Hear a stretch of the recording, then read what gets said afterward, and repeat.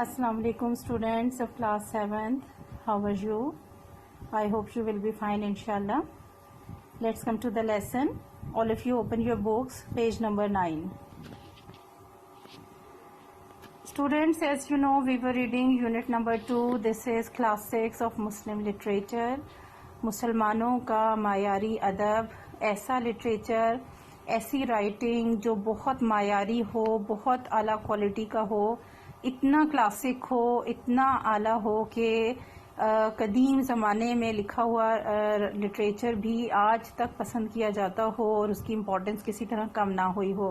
ایسے لٹریچر کو کلاسک کہا جاتا ہے. اور مسلمانوں کا جو لٹریچر ہے وہ بہت امپورٹنٹ اور بہت زبردست ہے، جس کی ڈیٹیل ہم کئی لیسنز میں پڑھ چکے ہیں. پوئٹری میں جو مسلمانوں کے کارنامے ہیں، جو رائٹنگ ہے، بہت سے مسلمان پوئٹس ہیں جن کے حوالے سے ہم نے ڈیٹیل پڑھی تھی.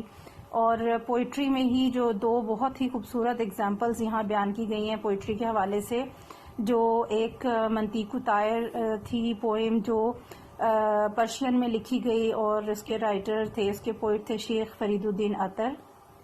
بہت خوبصورت سٹوری انہوں نے بیان کی برڈز کے حوالے سے، اور اس میں جو میسج دیا یونٹی کا وہ ہم پڑھ چکے ہیں. اس کے بعد سیکنڈ ہم نے پڑھا مثنوی، اور یہ بھی جو ہے وہ پرشین میں ہی لکھی گئی ایک پوئم ہے. اور مثنوی جو ہے وہ ایک سٹائل ہے رائٹنگ کا جو کپلٹ ہوتا ہے، یعنی دو مصروں کے شعر میں جو لکھی جاتی ہے. یہ بیسیکلی پوئم کی شکل ہے، لیکن انفیکٹ اس میں کہانی مختلف طریقوں سے بیان کی جاتی ہے.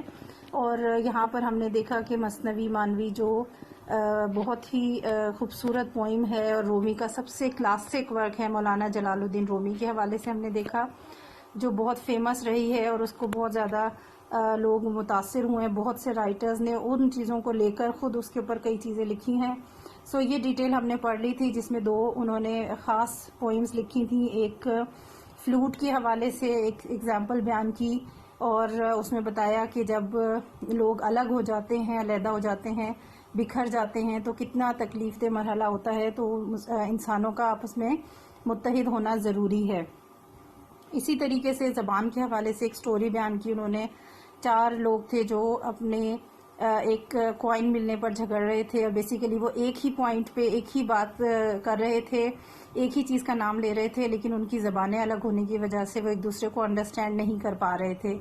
تو یہاں پر انہوں نے یونٹی کے حوالے سے بھی بیان کیا، اور لینگویجز کی امپورٹنس بھی بتائی کہ قوموں کے درمیان اتحاد اور یکجہتی کے لیے لینگویجز کو سمجھنا بہت ضروری ہے.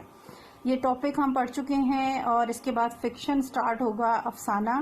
لیکن اس ٹاپک سے ریلیٹڈ آج میں آپ کو نوٹ کرواؤں گی جو کہ بہت امپورٹنٹ ہے. اور اس سے مثنوی سے ریلیٹڈ اس میں تقریباً 3 پوائنٹس جو ہیں وہ ڈسکس کیے گئے ہیں. کوشچن دیکھ لیتے ہیں اس کا.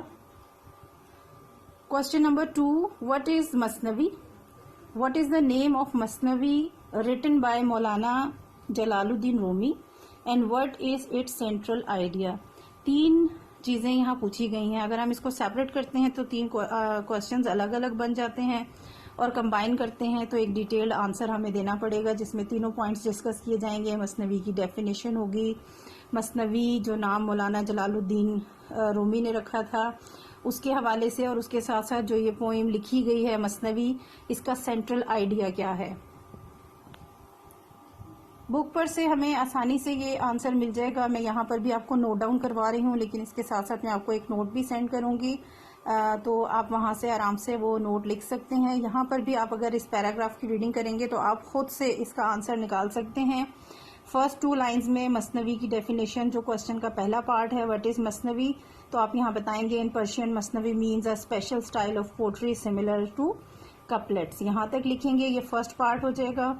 سیکنڈ پارٹ جو جلال الدین رومی کا فیمس ورک ہے، the name of the most famous work by Maulana Jalal ud-Din Rumi is Masnavi Manavi but usually it is simply called the Masnavi. Second part complete ہو جائے گا 2 حصوں میں. اور پھر تیسرا حصہ ہم لیں گے یہاں سے. At the very beginning of the Masnavi he says listen to the reed, جو ڈیٹیل انہوں نے یہاں پہ ریڈ کے حوالے سے بتائی ہے، اور اس کا میسج کیا تھا آگے کہ سیپریشن کے حوالے سے ریڈ جو ہے وہ اپنے دکھ پہ تکلیف پہ رو رہی ہے، اور یہ رسپانسبلٹی ہے مسلمز کی کہ وہ بکھرے ہوئے جو انسانیت ہے، لوگ الگ ہو گئے ہیں، سیپریٹ ہو گئے ہیں، ان کو متحد کریں. تو یہ سیکنڈ پارٹ یہاں سے ایٹ دا ویری بگننگ سے شروع کریں گے، ہیومینٹی تک ہوگا. ٹھیک ہے جی.